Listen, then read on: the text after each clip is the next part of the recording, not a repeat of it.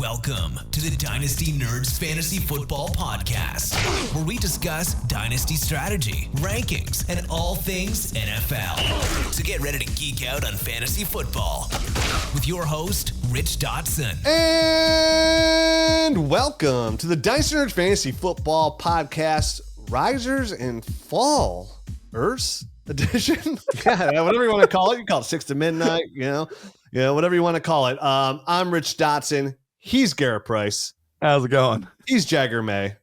Howdy. And we are instant reaction, right? Like, this is like what happened last night. Here we are Monday morning. Talk about some players that kind of, over produced from maybe some people's expectations. We'll kind of talk it out. And some people who we might start getting a little bit worried about after week 2 of the NFL season. We had some key injuries this week. We said last week it's bound to happen this week, and sure enough, it did. We lost 3 fantasy football assets. One for the year with Austin Ekeler with a torn Achilles, who could have been a flex option, putting up in a PPR game. Obviously, this is great news for Bill Krosky-Merritt. So that could be more involved him in the PPR game, which would be great news for his value. Jayden Reed with a broken collarbone. He will miss some time. And Mr. Joe Burrow, who's on a schedule of every other year to miss a lot of time, is where he's at. He's got ligaments in his toe, man. It looks like he's going to be out for 3 months. So if you have Jake Browning in Superflex League, this is a guy who's averaged about 20 points per game when he gets in there. There's not like a major drop-off out there when he produces as a starter. So he's averaging about, I think, 20 points per game, guys, when he comes in. If he's going to be in there for 3 months, if this is somebody who's possibly on your waiver wire in a Superflex League, you must go pick him up. This is a potential. If you're like, I went through all my leagues yesterday and said, who had Joe Burrow, right? Like, who's got Joe Burrow? Do I have any quarterback commodities I can offer? I have 2 Jake Browning shares in Superflex leagues. Nice. And it looks like the Burrow owner had plenty of depth at quarterbacks and I have a lot of room there. But this might be an opportunity to get a second round pick for somebody that really only holds value if Joe's hurt, which seems like it's happening seasonally. Semi-frequently. Yeah. He's very unfortunate. He's back. When you don't pay your players or get an offensive line, what do you expect? Dude, for real, Jagger. Like, I saw the note today. I can't remember what major analyst put out there. Like, here's Joe Burrow's offensive line rankings since he's been in the NFL. It's all been like 32, 30, 29, 28. But make sure you pay T. Higgins, because that's what Joe wants. He wants to be able to throw somebody from his hospital bed to catch a football. So good luck with that. Yeah, it's really unfortunate. And, the good news overall is, yes, we did have 3 injuries, and they were all fairly, significant as far as length of time goes. But we only had 3 significant injuries. Now we have 2 games tonight. We'll see what happens. Normally we only get the single game on Monday night. I love the Monday night doubleheader. I'm still a big fan of, like, I would be okay. Oh, you don't like it? No. Why? Yeah, one game right to the next. I want to be done on Monday night. I don't want to stress out about start sits on 2 games on a Monday night. And it's Monday. Sit back, relax. Hope you like. Wait, what state do you live in, Jagger? Colorado. Oh, so you're West Coast. Me, this game starts at 10 o'clock. There's almost a 0% chance I'm going to be able to stay up and watch all. Well, I'm more disappointed because it starts at 10 p.m. Eastern time. So I'm like, damn, dude, I'm not going to see the end of this. And it's the Chargers, which I love to watch from, an Ashton Genty, Brock Bowers, my homie Ladd McConkey out there, Justin Herbert, who I've got a slight man crush on. Like, I'm going to miss that. I'm not stressing, but like, my lineups are set. Like, I try not to even like definitely week 2. Like, I'm not stressing. It's like, I hope I win. And I would much rather have 2 Monday night games than a Thursday game. Like, the Thursday game is just, it's like, hey, halfway through the week, let's tease you. And then, you got to wait till Sunday. Like, I will say, and for someone who submits rankings, it's super annoying to derail my week to go and work on that. All right, I'll let you have that point. That does make sense about the Thursday games. It's just, it's so much football. It really is this time of year. And I mean, as we get closer to holidays, when you start throwing those games on Fridays, on Saturdays, I can't talk about that right now. I can't do that. It's an avalanche coming. I just enjoy watching like football, and definitely now, like early on, right? Like where everything's so fresh. We're trying to validate our takes. We're trying to see like how this season's going to kind of flow. That's why we have this show, right? Like the risers and fallers, like week by week. Like, it's week 2, right? It's too early to still say, hey, this is all in stone. This is cement. But like, hey, we poured water into the cement. It's not quickcrete, but it's gonna be drying here soon. We're gonna have a clear path of how things are going. You know, some guys we talked about, we didn't talk about like Kayshon Boutte. Like, you know, week 1, he's the guy. Like he leads the team in targets, air yards, all that. This week, touchdown, but only 1 target. Like we have to see how this season's going to kind of play itself out. Injuries will always present themselves every single week, open new doors, close doors for other players. And this is the path that we have to navigate through the 2025 season. So at the end of it, we are in it. We can make the playoffs. We can make our championship game. And at the end of it, hopefully holding that much coveted ship. So Garrett, who are we looking at? Like, who did we decide like this week are some guys that are worth mentioning for our dynasty players out there? Yeah. So you mentioned Kayshon Boutte already. So he was a repeat. We had another guy that repeated on the list, Javonte Williams, after 2 straight 20-plus point PPR games. So he's still a bit of a riser, still climbing up, maybe showing he's a little bit safer and more established.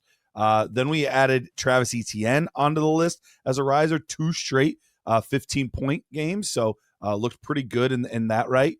And then the one that we ranked the top 7 and we put them in order. And then Rich, you put this guy 4th and another guy 2nd, and then you were arguing it should be switched. So I think your mind got changed overnight. You had a vision, a dream, something happened. But let's actually spend a tiny bit more time than we would on just kind of these quick notes. Manor ended up being our 4th guy, so he didn't quite crack our true risers of the week. But I know you still wanted to touch on him a little bit more than we would normally.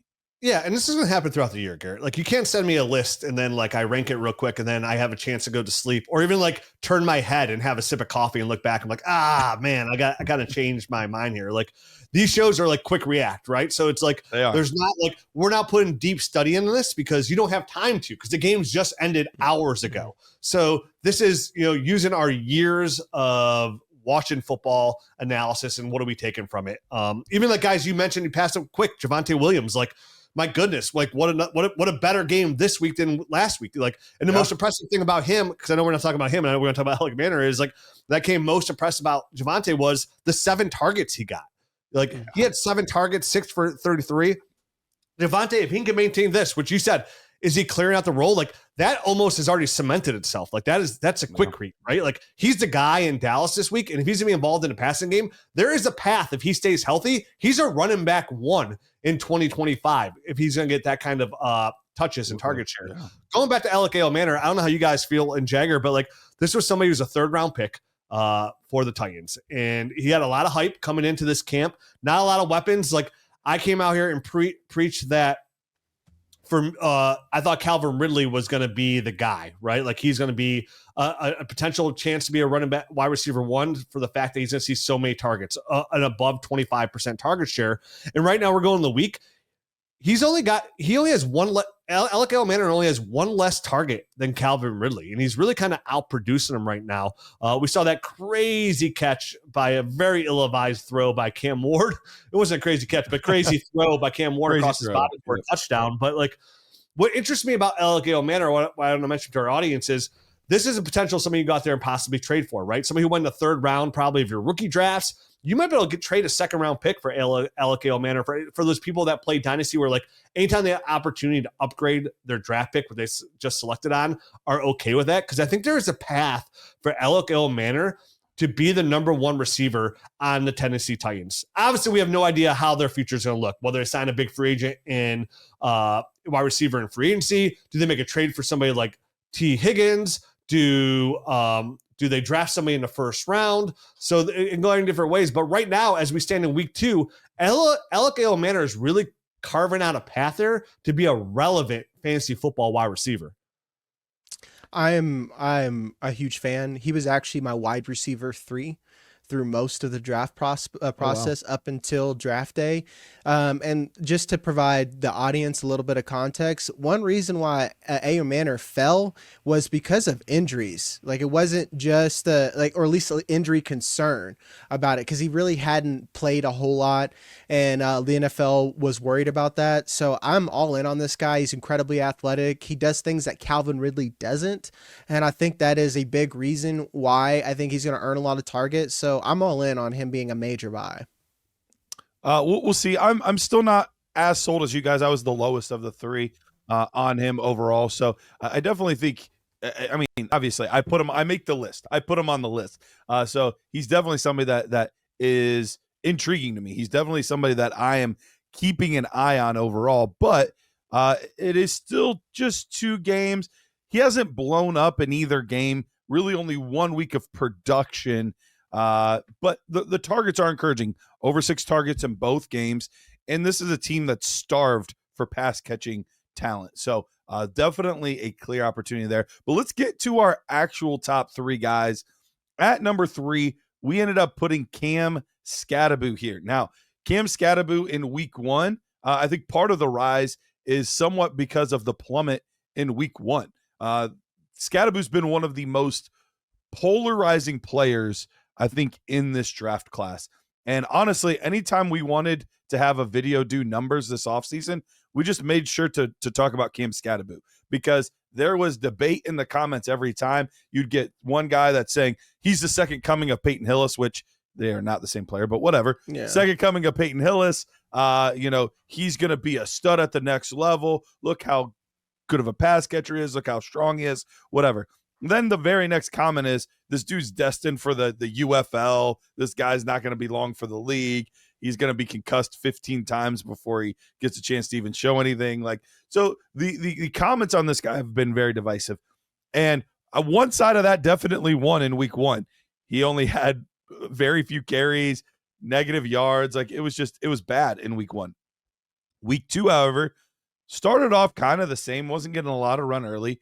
And then he had a drive that he just started to take over and ended up leading the team in touches and carries over the course of this game. Cam Skattebo with 11 attempts, 45 yards, did get in the end zone as well, which is something that you want to see out of him.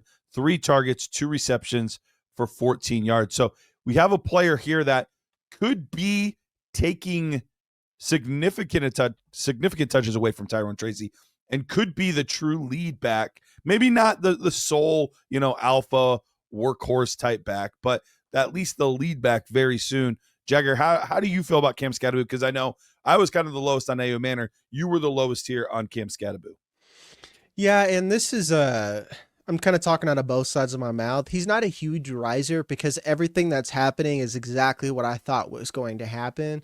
But at the same time, I wasn't on the he's going to play for the UFL type people, but I don't think he's as good as a prospect as some of the big fans who saw him in that huge major run in the playoffs thought he was. A lot of it is the athleticism isn't there. So unless he's going to like a Lions offense or something where I think they're going to be so efficient that there's meat on the bone, ultimately I think Cam Skattebo and Tyrone Tracy are always going to cannibalize off each other.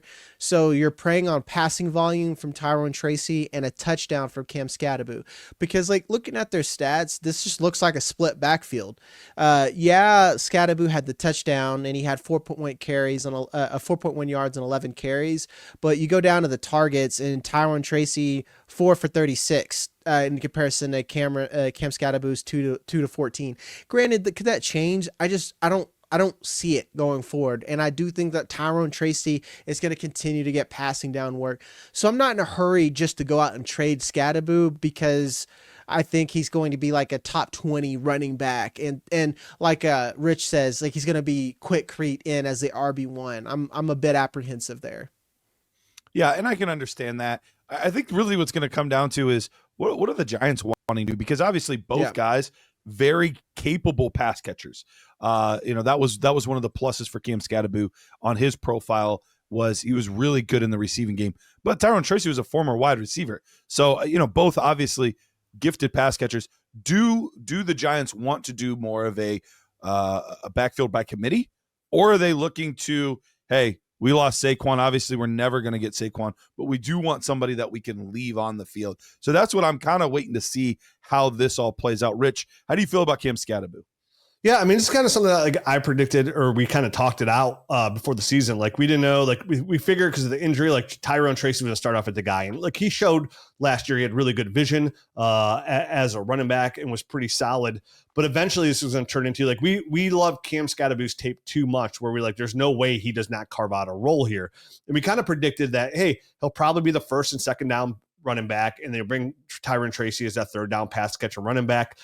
We saw Tracy had 5 targets compared to only 3 targets for Skattebo, but Skattebo got the 11 carries. Like it's already week 2 kind of transitioning into that mold, because as much as we like Tyrone Tracy, we like Cam Skattebo's tape even more. So again, just an instant react. This goes into like what I kind of predicted in the preseason. I didn't know when it was going to happen, but I'm already kind of see that mold start to take shape. We're like, hey, Cam Skattebo's a more talented, big bruising running back.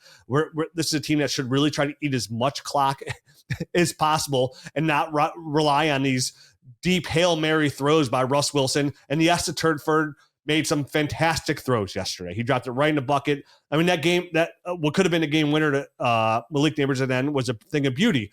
But they're going to have to try it as much as they can, like keep that clock moving for them to stay in the football games as much as they can. And Cam Skattebo is going to be the running back to do that. So for me, like, this is like not too much of a riser, because this is kind of how like I kind of predicted how things would go. So like, I'm not like drastically moving my ranks around on Cam Skattebo. This is kind of exactly where I kind of thought it was going to go. And until we actually see a clear role, like can one of these guys be the guy? Like instead of taking these 2 like Play-Dohs and smash them together to try to make Saquon Barkley into one, we might just have 2 separate things of Play-Doh, right? And they both might play significant roles, which means, unfortunately for us, they are flex plays at best, right? Yes. Like you're hoping they turn into they rely on PPR, so you want the PPR guy more. Otherwise, you're relying on Cam Skattebo touchdowns. With the Giants offense, you really can't hope out a ton. We'll see how the offense changes when Andrew Thomas comes back. That's going to be a huge help, even when maybe Jackson Dart kind of gets in there. But right now, like, there's nobody on the Giants that I'm even looking forward to putting my roster outside of Malik Neighbors. If I'm in Superflex, you could put in Russ Wilson. But even then, like we saw at some point in the game was that third quarter, like they're rotating series with him and Jackson Dart. Like it was the weirdest thing like ever. It was a really odd with as well as Russell. And I know you're not a big fan of him, but Russell Wilson was playing well. So for them to be doing that was an odd choice, but whatever. And the audience knows, like, I hate Russell Wilson for his personality. Like, right. I hate's a strong word. I really don't hate many people in the whole world. I just like Russell Wilson because of his personality. That's it. And it's all in fun. Like, I just like to call him names because I don't like his personality. And if he was a part of my friend group, I would say the same thing. I don't think he would be part of your friend group, Rich. Exactly. All right. Well, let's get to our number 2 player. And our number 2 player, actually, with how we voted, they kind of tied for the number 2 and number 1 spot. So let's go to the tight end that dominated on Thursday night, and that's Mr. Tucker Kraft. Tucker Kraft, 7 targets, 6 receptions, 124 yards, and a touchdown. Now, Rich, our podcast was kind of all over Tucker Kraft all offseason. We had multiple times where he was a buy for somebody, or hey, he's a tear down player from a Sam Laporta to a Tucker Kraft, or different things like that. And so far it's early in the season, but that's looking like it's going to be a pretty good call. One of the things that's made this room kind of interesting is there is no clear hierarchy at this point. And that was kind of one of our big things all offseason was we don't know exactly how this is going to shake out. Could he be the number 1 or at least the number 2 option in this offense? We think that that's a possibility. We saw that this week. So for me, he definitely is creeping closer to that safe, steady tight end range than the, hey, close your eyes, throw a dart and see what happens type of range. Rich, what are you feeling about Tucker Kraft right now? Yeah, this is a player that we've talked up for a while now. Even going back to, the only thing I was like wondering is like, okay, how's the offense going to look with a healthy Jordan Love? We already know they have a really strong defense. How is it going to look last year? Because last year, like I've mentioned this many times, the receiver saw a 48% target share. The tight end saw a 25% target share. And then you had Josh Jacobs with a 50% target share. So how is it going to shake out? Like, would that look differently when Jordan Love was healthy? Like, and it was so many receivers. But then we mentioned the show, at least I know I mentioned it, we're like, hey man, like LaFleur literally mentioned like a couple months ago, like they want to get Tucker Kraft, the tight end, more involved in this offense. And it's really coming to fruition. We just lost Jayden Reed there, who, arguably is the number one receiver. So I think Tucker Kraft, what are we looking for from a tight end? Are you the first or the second read? And I feel very comfortable right now that Tucker Kraft is in that mold. Arguably, he probably should be the first read in this offense. He looks absolutely fantastic.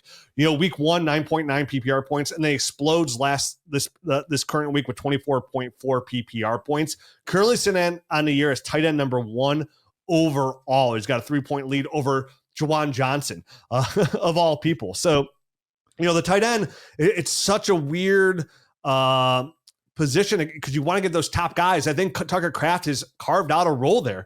Zach Ertz is somebody we've mentioned now for 2 years in a row who's had a really good rapport with Jaden Daniels since then at tight end number 3. Tyler Warren's hit the ground running. Of course, you have Trey McBride, Jake Ferguson with a big week. But for Tucker Kraft, I think they're right now at this pace, he is going to be in contention to be a top 3 fantasy football tight end throughout the year. This is a really good defense, a really good offense. So for me, I am in on Tucker Kraft. And the reason why, like, he's a rise, because I was like, okay, Tucker Kraft is going to be like that 4 through 6 range, right? Like, he's in that mix right there. So the big take here is like, man, if he's really going to cement himself as that first or second look in this offense, and that's like locked in, he does have a path to be a top 3 potential in this offense, number 1 overall, if he can keep this pace up and give us double-digit points week in, week out. Now, again, that 24-point game this past week with the double touchdowns is, of course, going to put him up because he only had 9.9 points week 1.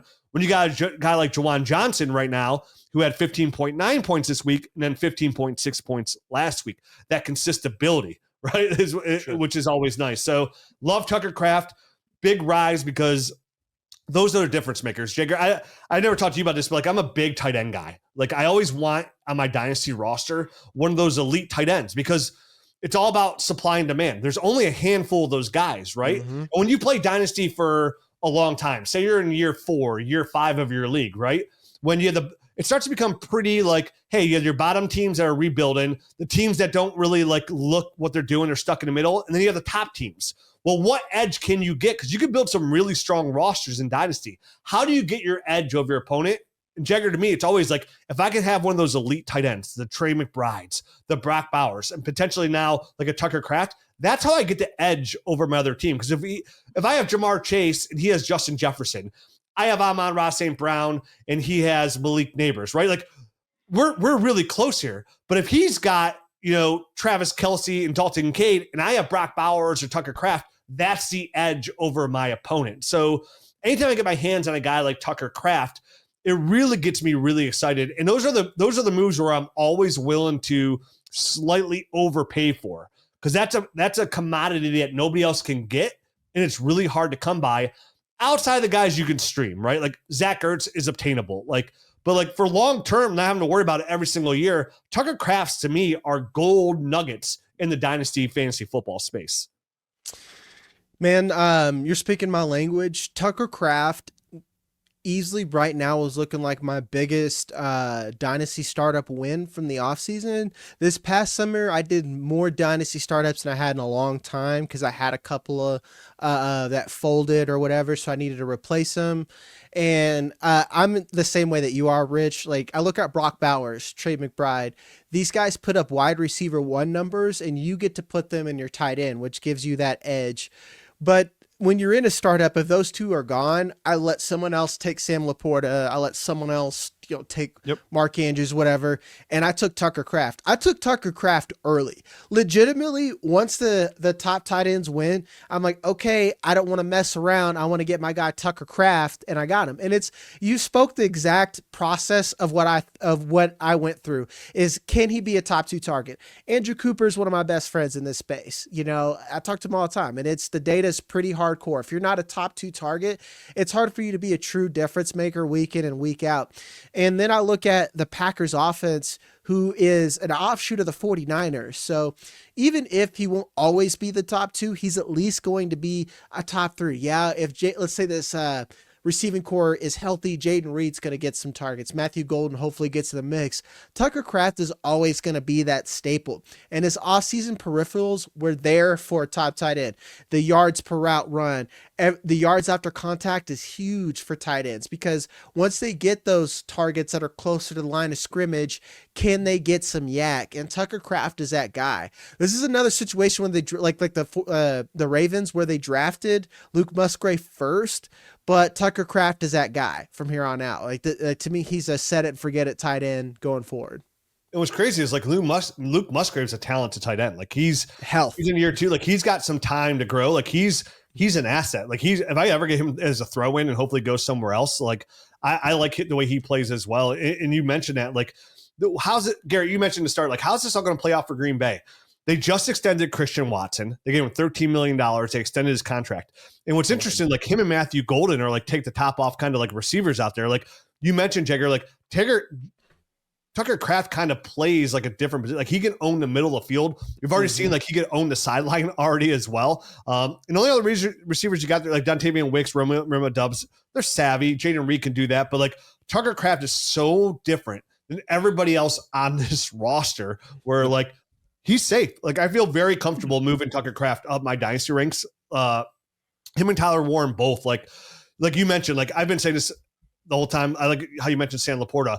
I told everybody, like, once somebody takes Sam Laporta, then that's when you grab your tight end that you yes. That's a trigger that makes you go, okay, attack. Like if you don't take Trey McBride, if you don't take Brock Bowers, which I'm okay not doing, I'm okay waiting. Let somebody take Sam Laporta, get a guy like Tucker Kraft. Now, like I'm going to throw Tyler Warren in that mix as well and get those guys while you're capitalizing on, hey, I'm going to get this elite receiver. I'm going to get a quarterback in Superflex, and in a tight end premium league, you can still get a very valuable guy. And another player that I'd love to follow that up too, like who's really on the rise, is a guy like Harold Fannin Jr., right, in Cleveland. Mm-hmm. Like, hey, if I can get Tucker Kraft in the 4th, right around there, I get Harold Fannin in the 7th. Like, I feel really good about my tight end room going forward and long term with 2 really young football guys. Yep, flex one of them probably. Yeah, really, honestly. Let's get to our top guy as far as our biggest riser, the biggest winner of the week, and that's Rome Odunze. Rome Odunze had a 31.8 point game here, 11 targets, 7 receptions, and 128 yards with 2 touchdowns. Now, Jagger, you had him ranked as your top riser of the week. Now, we were talking about this a little bit off air. Riser in terms of, like, if you believed in him, he might not be moving up that much on your board. He might be moving from your wide receiver 17 to your wide receiver 14. Like, he might not be moving drastically, but the overall community was a little split on how does this wide receiver / pass catching group work in Chicago. And all of the assets were being a little bit depressed because of that concern. So overall, how are you feeling, Jagger, about a Rome Odunze? I am obviously hot for the teacher, man. And here's why I said that I have him at 1, because I hear what you were saying. What happened was film versus analytics here, because I kept hearing like, well, if you actually look at his yards per route run and yada yada. Shane Waldron, guys, like, just shush. I don't care about none of those numbers are real. Shane Waldron is barely a real person. All I know is that Rome Odunze was a top 10 wide receiver and a stud. If you look at every film person, every draft scout, Rome Odunze was a top 2 wide receiver in that class, or top 3. A lot of people even thought maybe he's better than Marvin Harrison Jr. When I say a lot of people, like people like Rich, who are just like, I got to quietly say it so people don't yell at me. Now look at you. You're eating good. In best ball, this guy was a wide receiver 4 sometimes. So like, we were way crazy about Rome Odunze. We should have been drafting him as a wide receiver 2. And now we, especially looking at AJ Brown, like, not to spoil our fallers, but when does Rome Odunze start to creep up past someone like that at that point? That I feel like we're going to be having that conversation sooner than later. And that's someone you could have gotten dirt cheap, folks. You could have got him with 2025 first, and I have. Oh, I'm willing to have a conversation today. AJ Brown for Rome Odunze. If I can make that happen, I'd make that happen today. Totally comfortable doing that. And I did not have Rome ahead of Marvin Harrison Jr. I did not do that, but like I did have Rome. Like again, it's on the tape. So like I had Rome slightly ahead of Malik Neighbors on my film evaluation. And it was, and I loved Malik. And I remember we had Matt Harmon on the show, and me and Matt both were like, Matt said the same thing. He's like, and he's a wide receiver guru, right? And he's like, God, I kind of like Rome better than Malik Neighbors. I'm like, thanks, Matt. Like I'm saying the same thing. People are telling me I'm crazy and to be fair, some people had Malik Neighbors as their wide receiver 1. Kudos to you, right? Like, but like I'm with you. I'm a film guy. I'm not an analytics guy. And watching his tape, like he had all the makings of a clear number 1 receiver. And you're right. All bets are off the table last year with Shane Waldron. That guy is like arguably the worst like coordinator so bad ever. And so encouraging here week 1. Again, I don't want to like get crazy because of how it's schemed, how the game plan, if it's every single week. But this week again, Rome Odunze led the team in targets. They had 11. He caught 7 of those for 128 yards and 2 touchdowns. Who was second on the team? DJ Moore. He had 6 targets. So Rome saw almost twice as many targets as DJ Moore, who's also an extremely talented receiver. And they got a lot of weapons on this team. Very encouraging for Rome Odunze. And you're right. This is sometimes like it's easy to get worried, right? And sit here and make excuses going, man, like kind of like Green Bay. Wow, there's a lot of targets to go around. And what was the biggest concern with Rome and going into Chicago? It wasn't even really like Rome, who had top 10 draft capital. It's like, man, who's gonna be the number 1 here in targets? And I said our bold prediction show that I thought DJ Moore could lead the team in targets this year, and it's not looking that way. And it's I always say it's one of my favorite things to do, right? Try to attack last year's class when they don't perform right out the gates, right? Like, and Rome, you're right, Jagger, is one of those guys you probably went and got for like an AJ Brown. I think, like you said, when we got that conversation, I want to have that today. I bet if I offered my AJ Brown share to the Rome Odunze owner, I would get the fastest door slammed in my face possible, because I think any conscious, somebody who's active Dynasty player right now would see that offer and go, dude, no way. Like Rome Odunze right now is sitting at wide receiver 4 overall. He had a 15.7 point game, now a 31.8 points per game. AJ Brown is on a team. They're not throwing the football as much, and which is kind of was my bold prediction in the show. Like, hey, I think they're still going to rely on what worked last year, rely on the run. I think they're going to pull Jalen Hurts back a little bit in his passing ability, which again, only 2 weeks, but we're starting to see that, right? This is like a run first team. Like Jalen Hurts is like only winning it all because of the way he's running the football. So for me, I think Rome Odunze is definitely somebody who I would want to go get. It's just, I feel like right now after week 2, man, I feel like we let the boat kind of ship by in the sea in the night, like 2 ships crossing in the night, right? Like we just missed out on the opportunity, because I don't think that's going to get done. I think you have to come much stronger. I think here's a question for you then. AJ Brown, 28 years old. Rome Odunze, I believe, is 22. And how looks he good? 22 or 23. Yeah. Yeah. What looks like an overpay today is an underpay tomorrow. Would you guys, I think it's going to sound crazy, but you're a contender right now. So say you're picked 10 through 12. You have AJ Brown. You offer AJ Brown in a first for Rome Odunze. That's a little, that feels steep. Like, because here's what it is. Like, it's a clear overpay, mind you. I'm not arguing that. It's an overpay. I don't think AJ Brown is as done as what we're saying. Like, it's one, he's not physically done. So I'm willing to stand firm. Like, he's not cooked. He's not washed. I don't think that Jalen Hurts, like I saw a tweet that says Jalen Hurts is not a serious quarterback. He played well week 1. They just didn't need AJ Brown. He threw it to everyone else but AJ Brown. So I don't think this offense is going to stay this way. And that's my reason why. But AJ Brown in the second for Rome Odunze, I could do. Like to me, I could overpay for Rome Odunze, not with AJ Brown, with a first. I feel like that's my line. And listen, that's a big overpay. I love that. Like, hey, can I give you AJ Brown in 2 seconds? And I always say first, because like when people throw seconds at me, it really doesn't, like when they're late seconds. I know they're like late seconds. They're Sure. not Doesn't move the needle much. They're not big needle movers for me. Like that doesn't like. It's almost like what's the main offer, which would be AJ Brown and Rome. Like the seconds, like when something's like really close for me. And right now, like honestly, like I don't think it's that close. Like I'd easily take Rome Odunze 10 out of 10 times. There's no scenario where I'm taking AJ Brown. So yeah, with 2 seconds. In a dynasty startup, I think it's clear as day that you take Rome Odunze. But I'm still not off the AJ Brown bandwagon. Like, and we're kind of revealing our hand a little bit. He's going to be one of our biggest fallers of the week. But he, like, even if this is the exact same offense, Rich, to your point, even if it's the exact same offense as it was last year, on a points per game basis, he was right there again. Now he missed some games due to injury, but he was right there last year. So I think if anything, that this is a buy window on AJ Brown. If I'm a contender, like I'm trying to read the tea leaves, look at everyone's panic. And let's remember, AJ Brown is a squeaky wheel. Like, you know, and that's good for fantasy football because certain wide receivers are like, hey, I need to get the football. You know, there's other guys that are nice guys and they're going to like play it cool. And there's other receivers like, no, if I don't get the football enough, you're going to hear about it. AJ Brown is one of those guys that he's going to let him know. So I do think better days are ahead. And they're playing Kansas City. I mean, Kansas City is always going to be a weird week. They're two teams that are two of the best teams in football that know each other very, very well. So it's always going to be kind of a weird week. So while I am 100% with you, I've been all in on Rome Odunze. I loved him this offseason, all of that kind of stuff.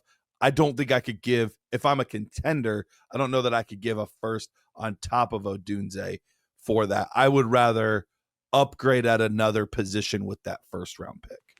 So are we officially on to AJ Brown at this point? No. I want to go back on our audience real quick. And kind of explain my thought process in just a little bit. And you're right. This is not a dig on AJ Brown. You're right. On points per game, he was really good last year. And he led the team in targets this week. He had 8 targets. Devontae Smith had 6. He caught 5 for 27. Not a big game, but of course, that could kind of flip, right, and get in there. My point is, in Dynasty, we mention all the time, it's a game of windows, right? Rome Odunze, a top 10 NFL draft pick in this draft, with a team that's tied to Ben Johnson and Caleb Williams, a young quarterback who's got a lot of work to do. If Rome Odunze comes out next week, he has a 28-point game, right? And he's wide receiver 3-4 in a week. My point is, we find little opportunities for us to go out and get these kind of receivers, these under 24-year-old elite alpha X receivers. That, right, is AJ Brown like just as good, even on a points per game better as Rome Odunze, if not better? But yes, but we're not playing redraft, we're playing Dynasty. So anytime I can get ahead of or have an opportunity to get one of those guys that I think could maintain that. And let me be fair, I do think Rome can maintain that. I can get those guys on my roster and gain that 5 to 6 years of longevity on a points per game basis. That's where it goes to me where I don't care who's telling me that I'm overpaying. If I'm giving up pick 111, 112 in a weaker class next year as well, if this is 27 to be a little different, that is worth the extra years for me. And I understand it's an overpay. It's why I have the saying, what's an overpay today is underpay tomorrow. Because my thing is, in 3 years from now, when AJ Brown is 31 years old, right? And he's still tied to Jalen Hurts. And Rome Odunze is only 25, 26 years old. And he's an alpha, still young wide receiver 1. That's where I'm oh man, I had that small window to make that happen. And I had to overpay to do it. But man, am I glad. I missed out on, say it was this year, I gave up pick 111 and AJ Brown. Oh no, I gave up Caleb Johnson and AJ Brown for Rome. But Rome's consistently now for 5 more years, a top 15 fantasy football wide receiver.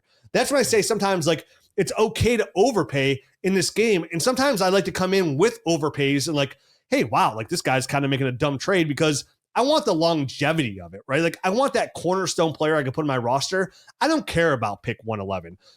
Could I have 111? And listen, it's easy to say Caleb Johnson, I could use him. It could have been Tyler Warren and AJ Brown. So I'm cherry picking here to make myself look good on Caleb Johnson. But it could have been, who knows, Emeka Buka, and you missed out on that. If it's a weird league, Jackson Dart. What I'm just saying is, and I'm not even saying everybody should go do this, but I'm very interested in possibly doing something like that. Because yeah, is AJ Brown really good? Yes, but like at the same time, is there some concerns with like how this offense is going to move forward with Saquon Barkley on it and Jalen Hurts for the receivers?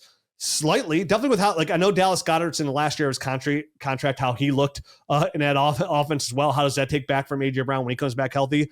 I am just saying, as crazy as it sounds to give a first on top A.J. Brown, I think from a dynasty perspective, if we were talking the same question 12 months from now, which is only a year, I think that question looks a little bit different long term, because we know the value of what happens when a receiver turns like 29 years old, like how people just like the value, like it doesn't even matter if they're producing, right? Like people get real scared real quick on those kind of players. So I just want to say it from that's what I meant by what's an overpay today is underpay tomorrow about the AJ Brown thing, where I would love not to give my first. Like, again, hey, can I give you AJ Brown in my first and you give me Rome Odunze in your second?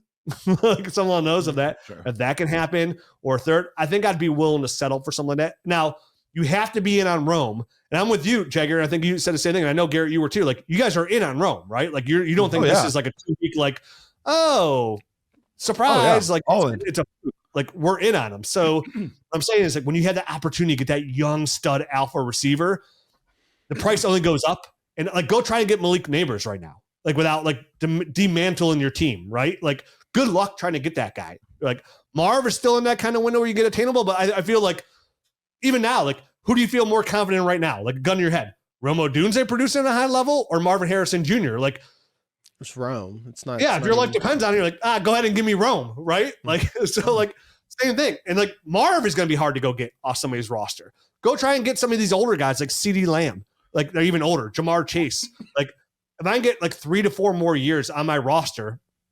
We know, like, it's easy to say, 2 more years. Like, that's a long time. 4 to 5 more years is a lifetime of a dynasty league, like a lifetime. So that's my point on, like, man, there might be a window. And I'm sure if you own Rome, you're not anxious to give them away. But sometimes, like, to give a player, same thing.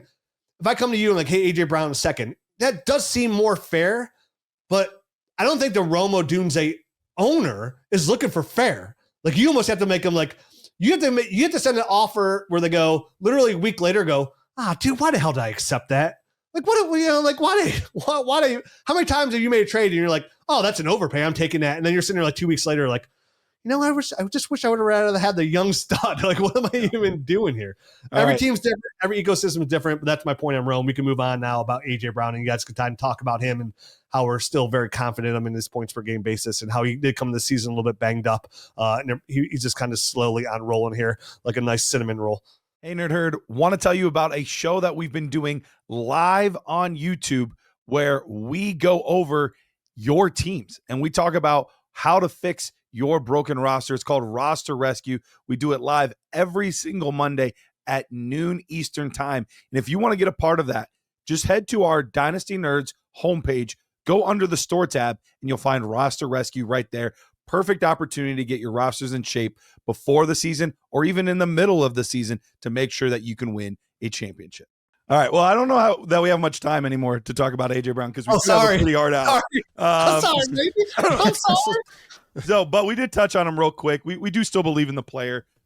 So we talked about enough in there.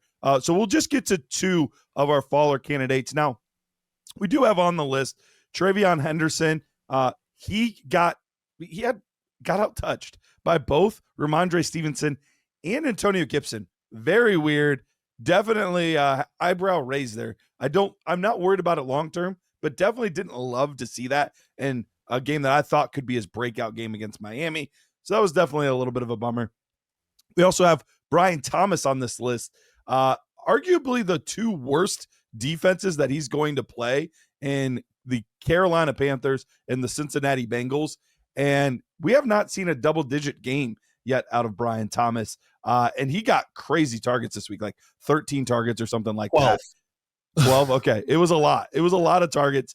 And what was it? 4 catches and some brutal drops. And yeah, it was a bad week for him. And then we also touched on AJ Brown as well. So let's get to our top 2 fallers of the week. Number 2, Justin Fields. Just a week ago, we were singing this guy's praises. Looked good against the Pittsburgh Steelers offense. Wow. things have changed for sure. This past week, offense looked terrible. They couldn't get anything going. He was only 3 for 11 in the passing game, 27 passing yards. Woof. 5 rush attempts for 49 yards in the fourth quarter. He got hurt in the fourth quarter. And look, I still like Fields, but that was a brutal game. Only 4 total fantasy points. Jagger, how do you feel about Justin Fields moving forward? Which one's more real? Was week 1 more real? Was week 2 more real? What do you think? I know this is a cop-out, but both are real, man. We got the full Justin Fields experience, guys. Like, congrats. We made it. Because like we know what he can do, but we also know what he can do, which is come out there and kind of put up a stinker. And to be honest, I almost feel bad doing this, explaining it away. This offense just isn't that good. And it's Garrett Wilson and then nobody else. So if you could find a way to wrangle in Garrett Wilson, you can almost pretty much handicap this entire passing game. And that's the big problem here. Like, I like Mason Taylor, but he's a rookie tight end. We know that unless apparently you're Tyler Warren, you might need a couple of games to get your feet underneath you. You're basically holding him. I will say, if you want to get off the Justin Fields experience, find the next pop game, maybe get someone safer, maybe try to get Joe Burrow, depending on what your team is, and just kind of waiting it out, you know? Yeah. Yeah, you explained that pretty healthily. That is all facts. Both are true. And listen, what was the prime of that game beforehand? He had 5 rushes for 49 yards, long of 27, averaged almost 10 yards per carry. But you're right. This offense is gross. There's Garrett Wilson, nobody else. Garrett Wilson led the team in targets, people. He had 8 targets, and that's what leading the team. You know who the second most targets were? It was Breece Hall with 3 and Isaiah Davis with 3. Like, there's just not a lot to love about this offense. But to be fair, for this week, they went against the Buffalo Bills, right? Yeah. This is a team that is a legit Super Bowl contender. They can beat anybody in the NFL. They have a really good deep defense. The addition of Joey Bosa has already been tremendous and showing paying dividends for them on that defense. So anytime you're going to force the Jets to try to play catch up and force them to throw the football, bad things are going to happen. If they can't keep the games close and establish a run, yeah, the Jets are going to be in trouble because, Justin Fields, we all know this, is not an elite thrower of the football. He looked good week 1 throwing the football. It's very encouraging. Like, I felt really good about that. But here we are week 2. You got to throw the football against a team like Buffalo. You're going to have a little bit more trouble out there. So I'm with Jagger. I think it's going to be more of a roller coaster than people want. Now, I will say for Justin Fields, though, I do think the roller coaster's highs are going to be more highs than lows because of his rushing. I will say that from a fantasy football perspective. But what's really going to come down to is, like, how are the Jets going to win football games? They're 0-2 right now. They're going to be a bad football team. It's a strong quarterback class. Justin Fields is already on his 3rd, 4th football team here. I think teams realize this is a great guy to come in and be your backup quarterback, your 1-year bridge quarterback. He's a very solid NFL quarterback, right? But he's not an NFL Super Bowl quarterback or an NFL week in, week out starter, is what we kind of see from Justin Fields. Tremendous athlete, can make plays when you need him, but so can Andy Dalton for a couple weeks, right? So can Jake Browning for a couple weeks. It's just, for Justin Fields, just a little bit more electric when he gets it done with his legs. So, like Jagger said, if there's any window, and Matt called this in the preseason, right, with Justin Fields, Matt said, if there's any window for Justin Fields to get out from under, he's like, get out from under him. There's no long-term, he's like, I've seen enough. There's no long-term value here. And I think he's right. And you mentioned Joe Burrow owner, Jagger. Once this news is announced, probably this week where he's going to miss 3 months, if Justin Fields pops again next year, they're a contender, which if you have Joe Burrow, you hope he's on a contender. There might be a window over there for you to make magic, right? Same thing. Here's Justin Fields in my 3rd for your 1st. Hell, here's Justin Fields in my 2nd for your 27th, first, which again, I would much prefer, like, when I trade with contenders, get their year ahead first, not the next following year, because it's late no matter what. And you never know what injuries could pop up for that team the following year, like a Joe Burrow going down with turf toe. But I'm with Jagger here. Like, I'm looking to find a window. I think it's a tale of two tapes. They're both very accurate with the player that we got. And when a window presents itself, I'm definitely moving on. And I've already done that with my one Justin Fields share. I've already moved on after week 1. So I was already ahead of the curve. I think Justin Fields is a team specific asset for me. If I'm on a team, and this is coming from a Superflex perspective, if I'm on a team with a very steady Eddie quarterback too, a guy that I feel good about, but maybe not special, maybe not elite, maybe not crazy upside type player, Justin Fields is the perfect third quarterback to have because he does offer those special weeks. He does offer those weeks where, oh my goodness, we just had, a 30-point, 35-point game. Like he can do those types of things. And so I think he's a very team specific asset.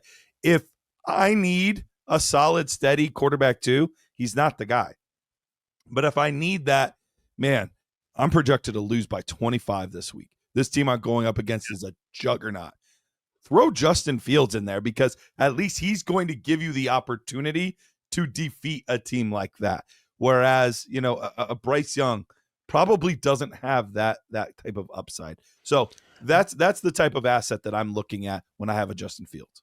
And listen, we're already in a week 2, guys, and we're already like desperate times, desperate measures. Brock Purdy out this week, probably out more than likely out next week. Joe Burrow's gone. Like people are already going, oh shit, I need help. Like at quarterback. So like as much as you like it or not, like Justin Fields, like you mentioned, at least he's a super high upside guy to go get for. Right? One should be cheaper, but he's a super high upside guy. Like if you're going to be a contender, like you're right for 2025. I'm still taking Justin Fields, right? Like for his upside. You can do better. And it's probably going to get worse. Somebody else is going to get banged up as well. So it's not good after week 2 where we're already missing 2 top 12 quarterbacks from 2024 already. 2. So there are holes to be filled. Like if you had Brock Purdy and Joe Burrow and you're trying to contend, those were a major piece of that puzzle. And right now, like you're missing the major piece and you need to slide somebody in and you could do way worse than Justin Fields for 2025 from a fantasy football perspective. Yep, absolutely. All right, let's get to our last guy here, Calvin Ridley. He's our number 1 faller of the week. Seems like he had all the opportunity in the world in Tennessee. And once again, remember, these are all all of these are small sample size. We can't avoid that. All these players have only played 2 weeks. But through those 2 weeks, we have not seen a double-digit point game yet. He had 8.7 points this past week. Alec Manor is creeping up. So, Rich, I know this is a guy that you really love. Have you lost hope, or is this just like, ooh, sweet buy window? I don't think I lost hope. It could be a good buy window. I think I could probably take a step back from where like, oh, he could potentially be a wide receiver 1. Right now, Cam Ward isn't like just the offense just isn't good enough to put him there. And listen, if that was Calvin Ridley instead of Alec Manor catching that touchdown across the body, like we're looking at 2 completely different like topics, right? Like sure, they both had 6 targets. Manor, that was the difference. They both, Ridley had 57 yards, Manor had 56. The one more catch was that touchdown. So if that would have been a touchdown to Ridley, yeah. But the problem is still here is 6 targets for Ridley, Calvin, 6 targets for Alec. Like that's not enough. That's not enough, right? Like This team needs to throw the football more. Tony Pollard had 20 carries. Outside that, they threw the football 31 times. That's it. They had 31 targets.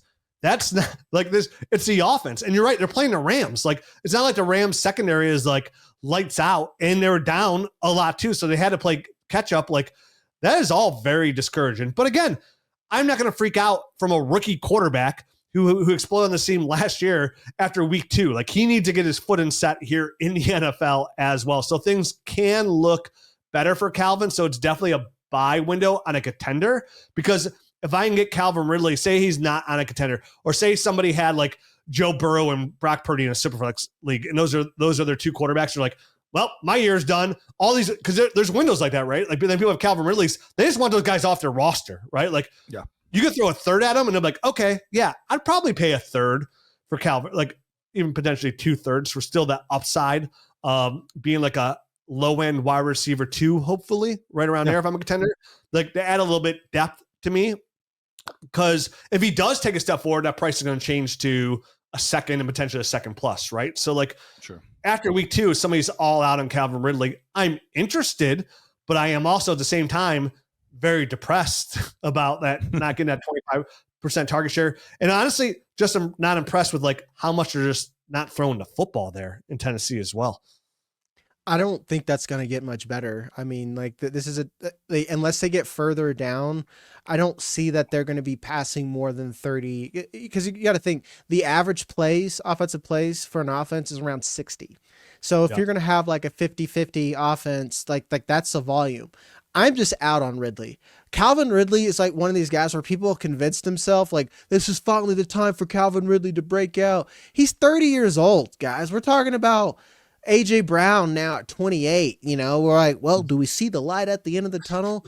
Like Calvin Ridley, I'm so in Dynasty, I just have zero interest in Calvin Ridley. It just seems like a roster clogger. You're always, when you're trading him or trying to trade him, you feel like you're not going to get enough when you want to trade him, and then you never feel good about starting him. So a lot of like Calvin Ridley was like my circle player of traps, because people are like, well, they finally got the quarterback. He's going to get all the targets. I'm just not sure, man. I'm just not sure.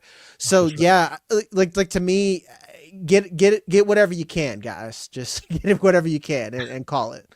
And listen, for somebody who was all in on like Rome for this season, again, not as a long-term dynasty, like I think him and like my 2 favorite old guys this year, and both not overly producing, were Stephon Diggs and Calvin Ridley, because it was a price point. Like they weren't expensive even at the time. Like even with the upside of them, like Jagger, like they weren't expensive. Like you still could have got Calvin Ridley for a second, so like even now, if I had to recoup my losses, I can get a third, and I gave up a second for him. Even now, like I'm okay with that because that's some kind of recoup.